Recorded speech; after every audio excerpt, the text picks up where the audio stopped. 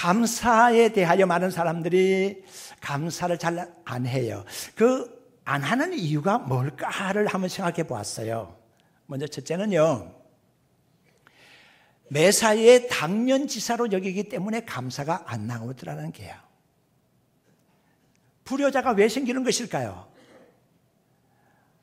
부모님의 은혜를 당연하게 여기기 때문에 거기에 감사가 없는 거예요. 부모님은 날 낳으셨으니까 낳으신 자의 책임이 있는 것이 아니겠어? 의무가 있는 것이 아니겠어? 그러니까 부모님은 나를 잘 키워주셔야 되는 거야. 그건 당연한 거지. 그렇게 생각할 겁니다. 믿음의 성도 여러분, 사람의 하는 일 모든 것에 당연지사로 여기기 때문에 그런 감사가 없습니다. 감사를 하지 못하고 불효막심한 자식들의 모습을 보게 되면 부모의 모든 하시는 일에 대하여 당연지사로 여기기 때문에 그런 현상이 일어나게 되는 거예요. 믿음의 성도 여러분, 한번 생각해 보세요. 그런 각도에서 교회도 마찬가지입니다. 교회 여기 세워져 있는 거 72년도부터 옥천교회는 있었어. 뭐 그렇게 감격스러운 거 없잖아. 믿음의 성도 여러분, 당연지사로 여기게 되면 거기 감사가 없는 겁니다. 여기 이사 와 보니까는 가까운 곳에 교회가 있네. 그래서 나 교회 출석하게 되는 거고, 그러다 보니까 옥천교회 교인이 되었어. 특별히 감사할 거리가 생각이 안 나는 거예요. 교회가 있으니까는 목사가 있는 것이고, 우리 교인이 있으니까는 목회자가 있는 것이지 당연지사야. 믿음의 성도 여러분, 당연하게 여기게 되면 그게 감사가 있을 수가 없는 겁니다. 하나님 아버지, 교회를 주신 하나님께 감사를 드립니다. 하나님 아버지, 목회자를 주셔서 감사합니다. 이러한 감사가 꼭 필요한데도 그 감사를 드리지 못하는 이유, 매사를 당연하게 여기기 때문입니다. 믿음의 성도 여러분, 당연하게 여기지 마시고 모든 일에 특별하게 여기고 감사하시기를 바랍니다. 부모님의 은혜도 그렇고, 스승의 은혜도 그렇고, 교회에 대한 은혜도 그렇고, 목회자의 은혜도 그렇고, 모든 것이 다 특별한 은혜로 생각하면서 하나님께 감사할 수 있어야 합니다. 다음에 두 번째로 감사가 나오지 못하는 이유가 뭐냐? 교만하기 때문에 그렇습니다. 잘 되면 자기 탓이고, 안 되고 못 되면은 조상 탓으로 돌리는 것이 우리나라 말에 있듯이 그런 겁니다. 잘 돼요? 일이 잘 풀렸어요? 그거 내가 애쓰고 힘써서 잘 되는 거야. 내가 머리를 얼마나 썼다고, 내가 얼마나 노력을 했다고. 그리고 간혹은 나의 운수도 작용을 한 거야. 이렇게 돼서 모든 잘 되는 일에 대해서 자기 공로로 돌려버리려고 하는 사람들이 많이 있습니다. 그리고 일이 안 되는 경우에 있어서는 조상 탓으로 돌려버리고 남 탓으로 돌려버리는 경우가 많이 있습니다. 그래요. 잘못한 것은 나에게는 하나도 없고 다 남에게 잘못으로 돌려버리는 경우가 있어요. 교회 부흥과 발전과 성장에 대해서도 여러분들 같이 생각하고 있지는 않나요?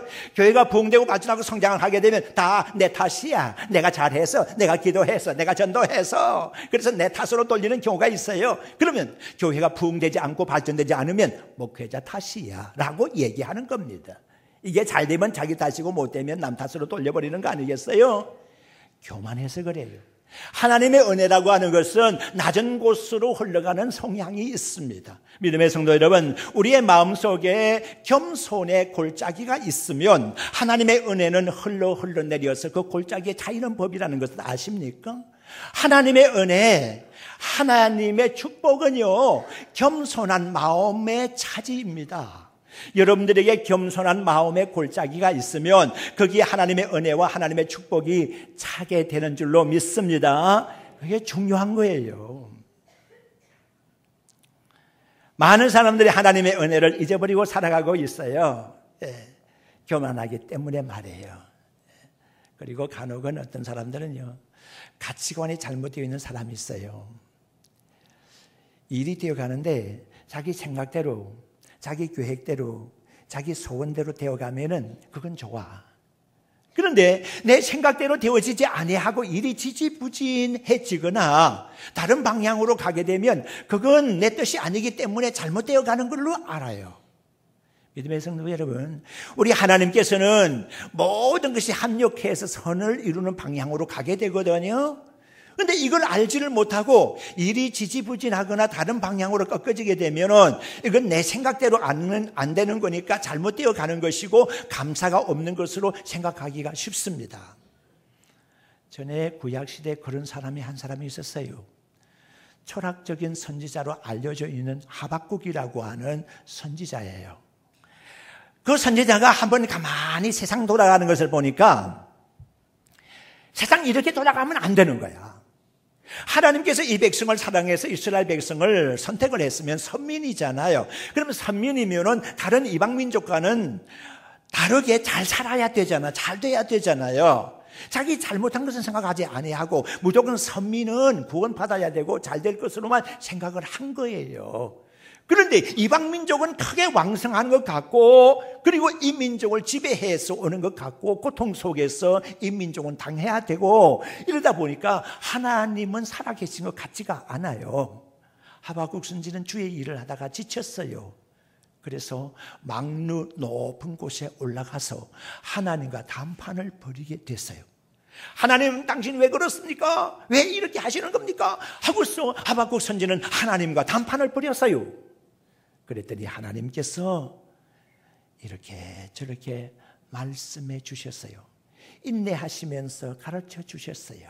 그래, 처음은 이렇고 이스라엘 백성은 이렇게 되고 이렇게 돼서 이렇게 되는 거야. 그리고 일의 결국은 이렇게 되는 거야. 설명을 잘 해주셨어요. 그렇게 되자 하박국이 깨닫게 됐습니다. 깨닫게 되었을 때 하박국 선지는 하박국서 3장 17절 18절에 이렇게 노래하고 있습니다. 무화과 나무가 무성하지 못하며 포도나무에 열매 없으며 감람나무에 소출이 없을지라도 밭에 식물이 없을지라도 우리의 양이 없으며 외양간에 소가 없을지라도 나는 구원의 하나님으로 인하여 기뻐하며 즐거워하리라. 할렐루야. 이게 바로 하나님의 뜻을 알고 감사하는 겁니다. 믿음의 성도 여러분, 간혹이 세상 돌아가는 것이 내 원하는 방향으로 가지 않는다고 해도 하나님의 원하는 방향으로 가는 거니까 감사하며 사시기를 바랍니다. 오늘 특별한 인물 한 사람, 솔로몬을 생각해 내려고 합니다. 여러분들이 솔로몬이란 이름을 떠올리면 무엇이 생각이 납니까? 솔로몬, 무엇이 생각이 나죠? 지혜. 예, 좋습니다. 솔로몬 하니까 지혜가 생각이 났습니다. 지혜로운 재판도 생각이 났습니다. 또 솔로몬 하면 뭐가 생각이 납니까? 일천번제가 생각이 났습니까? 대단히 영리한 여러분들입니다. 솔로몬 하게 되면 일천번제가 떠올라와야 됩니다. 대단한 정성이 들어간 번제 제단이라고 볼 수가 있습니다. 누가 이런 제단을 쌓을 수가 있겠습니까? 또 솔로몬 하면은 뭐가 생각이 납니까? 성전 건축입니다. 예, 대단한 업적을 남긴 것이지요. 자, 그러니까 솔로몬 이렇게 생각하게 되면 우열을 다툴 수 없는 여러 가지의 선한 업적들이 굉장히 많이 있는 사람, 이렇게 생각해 볼 수가 있습니다. 우리는 오늘 솔로몬의 제단과 솔로몬의 감사에 대해서 생각을 하고자 합니다. 이 말씀 잠깐 드리고요. 믿음의 성도 여러분, 우리에게 감사가 있는데 감사를 하지 못하고 하나님께 영광을 돌리지 못하면 혹이나 이런 일이 있을까 두려워서 한 가지 제가 말씀을 드리고 본론으로 들어가려고 그래요. 사도행전 12장 20절부터 말씀을 보게 되면 헤롯 대왕이 두로와 시돈 지역에 이르렀습니다. 그 땅에 이르렀을 때에 그 땅 사람들이 헤롯에 대해서 별로 탐탁지 않게 여기는 그런 반응을 보았습니다. 헤롯이 기분이 나빴습니다. 두로와 시돈 사람들로 인해서 마음이 상했단 말입니다. 그래서 하룻밤 지나고 난 다음에 아침에 자리를 베풀고 두로와 시돈 사람들이 듣게 큰 소리로 말을 했습니다. 기분 나쁜 말을 했겠죠. 그런데 그 말을 할 때에 하나님의 능력이 헤롯과 함께 하여서 헤롯 대왕의 입에서 나오는 말이 사람의 말 같지가 않았어요. 그 말을 듣는 많은 그 주변 사람들, 백성들이 깜짝 놀랐습니다. 놀라면서 어떻게 반응을 했는가 하면은 이 소리가 무슨 소리냐? 이 소리는 사람의 소리가 아니고 신의 소리로다. 지금 신이 내려왔었다. 신이 헤롯 왕과 함께 있어서 헤롯 왕이 지금 신처럼 되었다. 그렇게 헤롯 왕을 떠받들었어요. 그러니까 헤롯 대왕이 하는 말이 지금 보통의 말이 아니고 마치 많은 비가 억수로 쏟아지는 소리와도 같기도 하고 천둥 소리 같기도 하고 벼락치는 소리 같기도 하고 그러니까 사람들이 깜짝 놀란 겁니다. 그러면 이 헤롯은 내가 평상시 내 소리가 이게 이 소리가 아닌데 하나님께서 내 입을 의탁하사 이런 소리를 내게 하셨구나. 하나님이 나로 하여금 키워주셨구나 라고 생각하면서 하나님의 은혜를 생각하고 하나님께 영광을 올려드려야 되는 거거든요. 그런데 하나님의 말씀을 보니까 헤롯이 하나님께 영광을 돌리지 않았다고 그랬습니다. 하나님께 영광을 돌리지 않은 이유로 인하여 하나님께서 헤롯을 치니까 곧 죽었다고 그랬는데 무엇으로 인해서 죽었다고 했는가 하면 해충으로 인해서 죽었다고 했습니다. 충이 어떤 충이었을까요? 전해 내려오는 말에 의하게 되면 모기 같은 것이 코 속으로 들어가서 헤롯의 뇌를 복잡하게 만들었고 그로 인하여 헤롯이 미쳐서 죽었다라고 그렇게 전해 내려오고 있습니다. 제가 안타까운 것은 혹이 여러분들 가운데서 하나님의 은혜를 크게 받았고 하나님의 축복을 많이 받아서 마땅히 감사하여 되었음에도 불구하고 하나님께 감사하지 못하고 영광을 돌리지 못함으로 인해서 혹이나 이런 일이 생길까 봐서 여러분들에게 말씀을 조심스럽게 드리는 거예요. 자, 본론으로 들어갑니다. 솔로몬 생각하게 되면 제단이 생각납니다. 제일 먼저 솔로몬의 제단은 일천번제가 있습니다. 열왕기상 3장 4절에 기록되어 있는 일천번제입니다. 거국적인 행사입니다. 다윗도 그 부왕이었던 솔로몬의 부왕이었던 다윗도 왕이 되었을 때 거국적인 행사를 진행을 했습니다. 그 거국적인 행사는 뭔가 하면 이방 땅에 있는 하나님의 언약궤를 이방 땅에 빼앗겼잖아요. 그 언약궤를 본국으로 모셔드리는 거예요. 그리고 다윗 왕의 궁전에 모셔드리는 건데 그 일을 위해서 거국적인 행사를 진행을 했습니다. 하나님을 생각한 거죠. 그랬더니 그 아들 솔로몬 때에도 거국적인 행사를 진행했습니다. 그게 뭡니까? 모든 백성으로 더불어서 하나님께 제단을 쌓는 것이었습니다. 일천번제를 쌓는 일이 혼자 할 수 있는 일이 아닙니다. 모든 백성들을 다 동원해서 제단 쌓는 곳에 이르러서 하나님께 제단을 쌓는데 일천번제를 하나님께 드리게 되는 겁니다. 일천번제가 어떤 거냐? 사람들은 가히 짐작조차도 못합니다.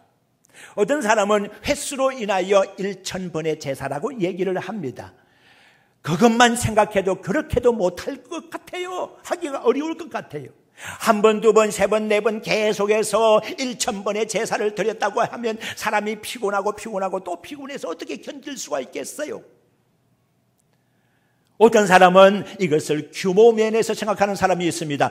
1000마리의 소를 잡아서 동시에 하나님께 제사를 드렸다고 하는 거예요. 이렇든지 저렇든지 횟수로 보든지 규모로서 보든지 간에 솔로몬의 1000번제는 전무후무한 제사야. 전에도 이런 제사를 드린 사람이 없었고 후에도 이런 제사를 드릴 수가 없는 제사야. 엄청난 제사를 하나님께 드렸던 거예요. 그랬더니 하나님께서 그 제물 제사를 다 받으셨어요.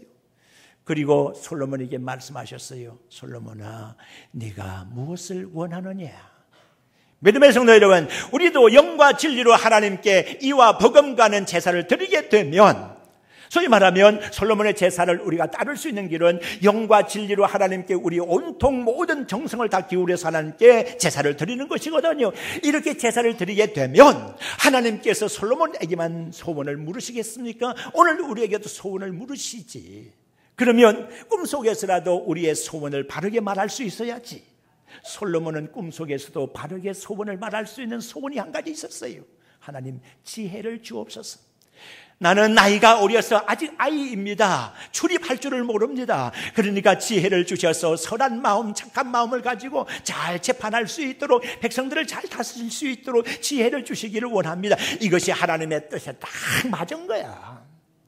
그랬더니 하나님께서 그것도 주시고 구하지 아니한 부귀영화도 다 어울러 주셨다고 말씀 기록되어 있어요. 그러니까 솔로몬을 생각하게 되면 일천번제의 생각을 먼저 놔야 돼요. 그러니까 하나님 앞에 하나님 지혜를 주옵소서, 우리 자녀들에게 지혜를 주옵소서라고 간구하기 전에, 지혜를 구하기 전에 일천번제 생각이 먼저 나야 되는 거야. 일천번제 생각이 먼저 있어야 지혜가 그 다음에 따라가는 거지. 지혜가 있어야 일천번제가 생기는 것이 아니에요. 믿음의 성도 여러분, 솔로몬의 일천번제 우리는 잊을 수 없습니다. 그리고 또 한 가지는 솔로몬은 매일 드리는 제사가 있었습니다. 오늘 이 본문에도 나오고 있습니다. 매일 분향단에서 향을 피워드린 제사를 드렸다고 본문 말씀에 기록이 되어 있어요. 솔로몬은 하나님께 매일 향을 피워드렸어요. 매일 향을 피워드렸어요. 이것이 무엇일까요? 요한계시록 5장 8절의 말씀 보게 되면 장로 하나가 금대접을 가졌는데 그 금대접 안에는 향이 가득하였더라. 그 향이 하나님께로 향하여 올라가는데 그것을 뭐라 그랬어요? 성도의 기도였더라. 그렇게 기록하고 있습니다. 우리도 하나님 앞에 매일 분향단을 쌓습니다. 매일 쌓는, 매일 드리는, 매일 피우는 분향의 단이 뭔지 아십니까? 새벽 기도입니다. 매일 드리는 새벽 기도입니다. 이것이 이렇게 중요한 줄 이제야 알 수 있는 사람도 있을 겁니다. 솔로몬이 매일 분향의 단을 쌓았듯이 우리 역시 매일 분향의 단을 쌓게 되면 하나님을 기쁘시게 하는 것이 된다는 거예요. 그 다음에 오늘 이 본문의 말씀 보니까 감사의 제사를 드렸다고 그랬습니다. 이 감사의 제사는 1년에 3번 드리는 것이었다고 했습니다. 그것은 유월절 제사가 첫째지요. 이 유월절이 지난 다음에 50일째 맞이하는 절기가 있습니다. 그렇기 때문에 오순절이라고 말하기도 하고 50일이라는 것은 7일회를 지나는 것이기 때문에 77절이라고도 말하기도 하고 이 절기 때에 처음 익은 열매를 드리기 때문에 초실절이라고도 말하는 건데 우리가 오늘 지키는 맥주 감사절이 바로 여기에 해당하는 겁니다. 세 번째 절기가 장막절입니다. 수장절이라고도 하는데 이스라엘 백성들이 광야 생활을 했던 것을 기념을 하면서 이 절기에는 다 광야에 나와서 텐트를 치고 고생했던 때를 돌아보면서 광야 생활을 좀 잠시 해보는 절기입니다. 그러면서 1년의 모든 농사를 다 거두어서 저장하는, 수장하는 그런 절기로서의 수장절을 지켰다. 이렇게 세 절기를 다 지켰는데 믿음의 성도 여러분, 오늘날 우리는 보리 농사 안 하잖아요. 그래서 하나님 앞에 맥주제를 지킬 이유가 없다라고 여길는지 모르지만 우리의 제사는 거국적인 제사가 되어야 합니다. 우리 한 사람 한 사람에게 개인적인 제사의 의미를 넘어서야 합니다. 우리가 보리 농사를 지은 것은 아니지만은, 우리가 농사 짓는 사람들은 아니지만은, 농부들이 농사를 지으면서 하나님께 감사할 수가 있을 것이고, 보리 농사 지은 사람들은 지금쯤에서 하나님께 감사할 수 있을 텐데, 그 마음을 담아서 우리 역시 하나님 앞에 감사를 드리는 겁니다.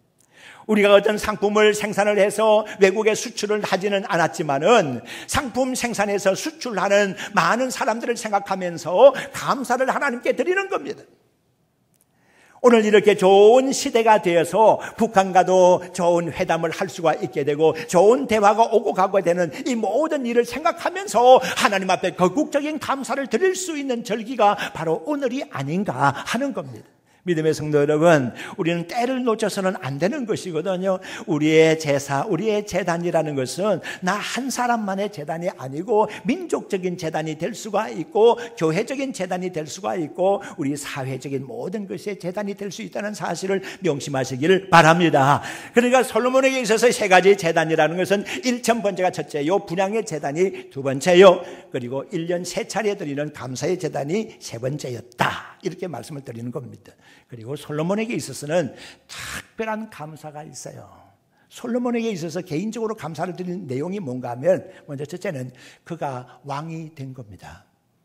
역대상 3장의 말씀을 보게 되면 다윗에게는 왕자들이 엄청나게 많았습니다. 후처가 많이 있었고요. 후처 하나하나에게서 다 자식들이 태어난 거예요. 아들이 많다. 왕의 아들이 많다는 것은 왕자가 그만큼 많다는 것이고, 왕자가 많다는 것은 왕이 될 만한 씨앗이 많이 생겼다는 거 아닙니까? 그러면 당연히 왕의 자리 한 자리를 놓고서 다툼이 있게 마련이잖아요. 압살롬이라는 사람이 왜 생겼습니까? 아도니아라는 사람이 왜 생겼습니까? 왕의 자리 한 자리를 노리고 있기 때문에 그렇지 않았습니까? 역대상 3장의 말씀을 이렇게 쭉 보게 되면요, 다윗의 처들, 그리고 거기서 태어난 배다른 왕자들이 6명의 이름이 쭉쭉쭉쭉 나와요. 부인의 이름과 아들의 이름들이 6명이 쭉쭉쭉쭉 나와요. 그 다음에는 바세바를 통해서 아들이 몇이 태어나는가 하면은 4명이 태어나요. 4명이 태어나는데 제일 쪽말이 막내가 솔로몬이요. 솔로몬의 형이 3사람 더 있어요. 바세바를 통해서 태어난 아들 4사람 중에서 막내가 솔로몬이란 말이에요. 그리고 그 이외에도 9명이나 왕자가 더 있었다. 그렇게 계산하게 되면 적어도 19명, 20명의 왕자가 있었다고 보는 거거든요, 다윗에게. 자, 왕이 될 수 있는 사람이 이렇게 많은 겁니다. 그래서 견디지 못해서 압살롬이 난을 일으켰으니 왕자의 난을 일으켰습니다. 그리고 죽을 무렵에 아도니아라고 하는 4번째 아들이 난을 일으켜서 내가 왕이다 라고 주장하고 나서기도 했었습니다. 이렇게 복잡했습니다. 그런데 하나님께서는 사독 제사장과 나단 선지를 통해서 솔로몬으로 하여금 다윗 왕을 만나게 하고 왕이 되도록 했습니다. 이것이 은혜가 아니고 무엇입니까? 솔로몬이 어디 큰 아들이라고도 했습니까? 어디 첫째, 둘째 되는 아들이기도 했습니까? 특별하게 돋보이는 아들이기도 했습니까? 외모가 뛰어나기는 했습니까? 아니야, 전혀 아니야. 정말 솔로몬은요, 잊혀질 수 있는 아들이에요. 그런데도 하나님께서 솔로몬을 택하여서 왕으로 삼았잖아요. 이것이 솔로몬 개인으로 볼 때는 얼마나 큰 은혜인지 몰라. 우리도 이 은혜를 알면서 체험하면서 살기를 주의 이름으로 축원합니다. 우리 같은 죄인들이 하나님의 자녀가 되었다는 것이 얼마나 감격스러운 일이냐, 얼마나 감사한 일이냐 말입니다. 이걸 모르면 안 되는 거예요. 그리고 특히 솔로몬은 그랬습니다. 자기가 쓰임이 된 거예요. 특별하게 쓰임이 된 거예요. 사명이 주어진 거예요. 아버지 다윗도 하나님의 성전을 짓고자 했지만 거절했어요. 하나님께서 대신에 솔로몬을 통해서 성전이 건축되잖아요. 솔로몬은 자기가 힘써서 자재를 모으질 않았어요. 자기가 힘써서 일꾼들, 기술자를 모아오질 않았어요. 다 아버지가 다 해놓은 거예요. 아버지가 성전 지으려고 다 준비해 놓은 거예요. 그것을 힘들이지 않게 솔로몬이 하나님의 성전을 지은 거예요. 하나님의 성전 공사를 자기 손으로서 할 수 있다는 것이 얼마나 큰 영광이냐는 거예요. 믿음의 성도 여러분, 많은 사람들이 그런 얘기를 합니다. 성전 건축하는 일이 있으면 내가 하겠노라고. 성전 건축하는 일만큼 중요한 일이 어디 있느냐고. 우리 교회가 그때를 지났습니다. 그리고 성전 건축에 버금가는 리모델링 공사도 우리가 지났습니다. 이 일에 우리가 쓰임을 받았다고 하는 것이 얼마나 중요한 일인지 몰라요. 이게 아주 중요한 일이에요. 축복된 일이거든요. 솔로몬이 바로 이 축복을 받아 누린 거예요. 솔로몬은 개인적으로 하나님의 마음에 쏙 드는 아버지 다윗이 자기 아버지였음에 대해서 얼마나 감사했는지 몰라. 믿음의 성도 여러분, 우리 자녀 손들이 잘 되기를 원하잖아요. 우리가 믿음으로 살고 하나님의 영광을 위해서 살고 감사하면서 살게 되면 우리가 복의 통로가 되어서 우리의 자손들이 그 복을 받고 살 거 아니겠어요? 그러니까 나로 인해서, 자 보세요, 부모가 신 것을 먹으면 자식이 이빨이 시다고 하는 말이 있어요. 그러니까 부모가 잘못하게 되면 자식이 그 벌을 받을 수도 있다는 얘기거든. 그런데 그 말을 반대로 거꾸로 하게 되면 부모가 잘하면, 선조가 잘하게 되면 그 후손들이 복을 받을 수도 있다는 얘기잖아요. 우리가 믿음에 살고 감사하면서 살고 그러므로 말미암아 우리가 복의 통로가 되고 우리 후대가 우리를 통해서 복을 받을 수 있다고 하면 솔로몬이 다윗이 아버지 됨에 대해서 감사하였던 것처럼 다윗이 얼마나 하나님을 기쁘게 했어요. 그래서 내 마음에 쏙 드는 사람이라고 다윗에 대해서 칭찬했잖아요. 우리가 하나님의 마음에 쏙 드는 사람이 되기만 하면 우리의 후손 중에 솔로몬 같은 사람이 태어난다라고도 볼 수가 있는 거예요. 믿음으로 승리하시기를 주의 이름으로 축원합니다.